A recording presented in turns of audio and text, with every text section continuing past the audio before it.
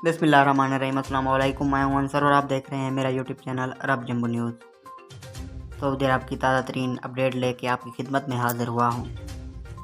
Saudi क़यादत की तरफ से रफ़ीक तारड़ की वफ़ात पर ताज़ियाती पैगाम। खादिम हरमैन शरीफैन शाह सुलेमान बिन अब्दुल अज़ीज़ और वली अहद शहज़ादा मोहम्मद बिन सुलेमान ने पाकिस्तान के साबिक़ सदर रफ़ीक तारड़ की वफ़ात पर ताज़ियाती पैगाम रवाना किया है।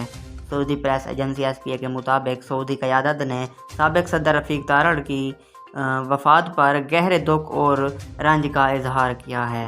पाकिस्तान के सदर डॉक्टर आरिफ अलवी के नाम रवाना किए गए मकतूब में शाह सुलेमान ने कहा है कि हमें साबिक़ सदर रफ़ीक तारड़ की वफ़ात पर दुख हुआ है।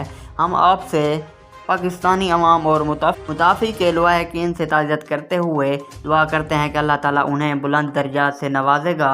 इसी तरह वली अहद शहज़ादा मोहम्मद बिन सुलेमान की तरफ से भी सदर आरिफ अलवी को अरसाल किए गए पैगाम में अफसोस का इजहार किया गया।